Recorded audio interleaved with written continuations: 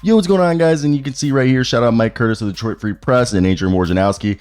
The Pistons are finalizing a deal that sends Marvin Bagley and Isaiah Livers and 2 second-round picks to the Washington Wizards in exchange for Danilo Gallinari and Mike Muscala. As you guys know, we've been reporting all week that the Detroit Pistons were looking to bring in veterans that could provide shooting, and they get that here with guys who are on expiring deals. They give up 2 second-round picks because I personally believe that the Pistons were the ones that initiated this deal, and the contract of Marvin Bagley probably needed a second-round pick or 2 to be moved. Wizards take this deal because they knew Danilo Gallinari and Mike Muscala were not part of the future, and that they get a guy in Marvin Bagley who's locked up for a couple of years that they could use as a reclamation project. And then Isaiah Livers is this weird tweener who could play small forward, power forward, and even maybe small ball 5 and has good shooting ability.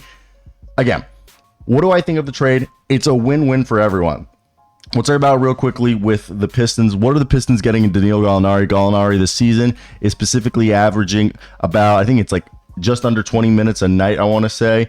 And he's provided, decent floor spacing this year at 38% from 3. And my apology, he is exactly this year playing 15 minutes a night, shooting 31% from 3. For his career, he's like a 38% three-point shooter, 43.5% from the field. He's gotten a bunch of DMPs, and what you're getting with Danilo Gallinari at this point, he's basically 6'10". He plays with a bunch of confidence. He's basically, health is the biggest question mark with him nowadays. But what you're getting is a guy who is a big body, will shoot threes over everybody, good player off the bench, and kind of a vet that will help maybe push the locker room, while them getting Mike Muscala. Mike Muscala is just a 3-point shooting big, and this season he's played 14 minutes a night, 4 points, 36.7% from the field, 27.5% from 3 rebounds a game, and assists a night. While also you see over here, Mike Muscala, he's going to be a guy that, besides just giving you some rebounds and 3-point shooting,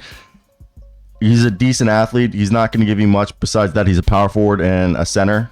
So that's what you get there. And then with Marvin Bagley, I think Marvin Bagley is definitely a guy that could have some potential on this team in terms of for the Wiz. Let me talk Wiz in a sec. But Danilo Gallinari and Isaiah Livers, how they're going to slot in right now into the Pistons depth chart is going to be definitely interesting, as I think Danilo and Mike Muscala off the bench, as I think they'll help alleviate Asar Thompson and the Kevin Knox minutes, maybe. And Cade Cunningham and Bojan Bogdanovic are both out right now or day to day. So I think right there you're giving yourself some more depth and just some vets to help teach the youngings. While I think this is a good move, the Pistons didn't really give up too much. I think right here, it is what it is. They had to give up this. I think it's more because of the contract of Marvin Bagley, if anything. But if we move over to the Wizards do this because, Danilo and Mike Muscala, they weren't going to be on the roster next year.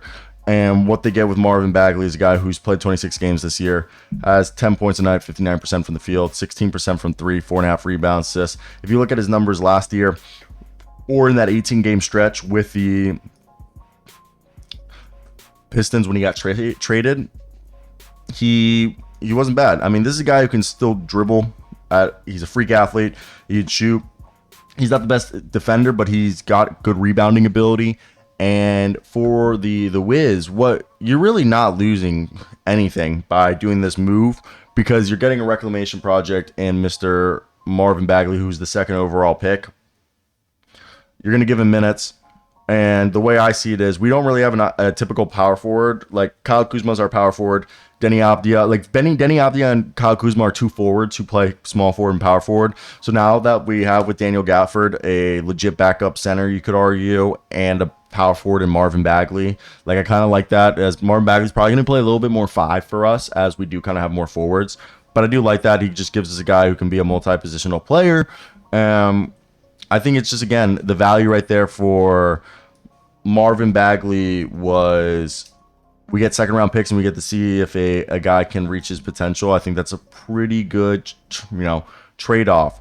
And for me, I think the biggest thing is when you look at Marvin Bagley is like, can he achieve what we thought? I mean, the guy has the potential to be one of the better power forwards in the league.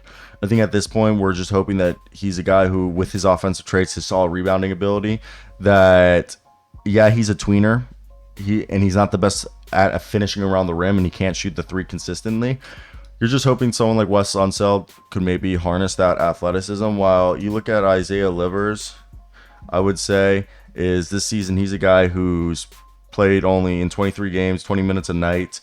And the two future second round picks are going to be nice, as you know, we'll be able to use them. But Livers is a career through 3 seasons, 35% per game. This year he's having his worst season.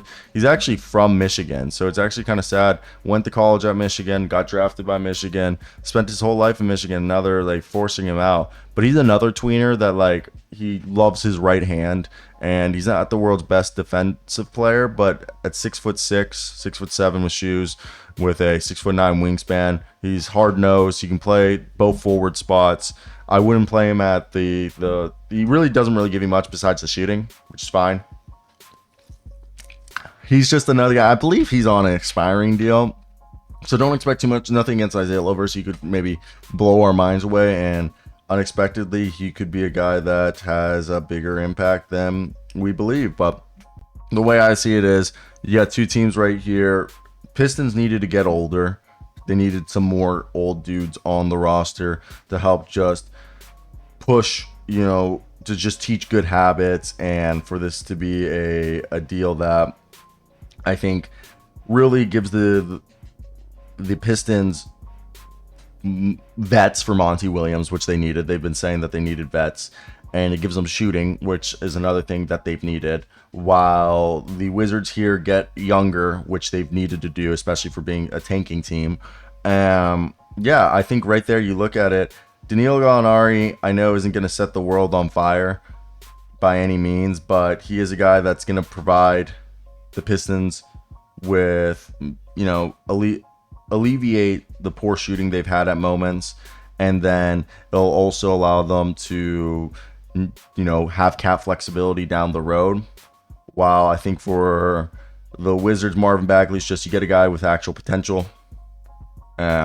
Maybe, you know, everything can like, I hope that it all works out. For me as a Wizards fan, I have faith that Marvin Bagley can figure it out and be an average NBA player at the very least. I mean, we're not asking for too much at this point.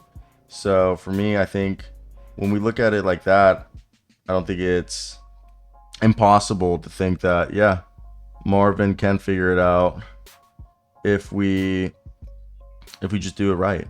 But yeah, let me know your thoughts down below in the comment section if there was anything else you guys wanted to hear about this trade. But yeah, Marvin Bagley and the boys traded.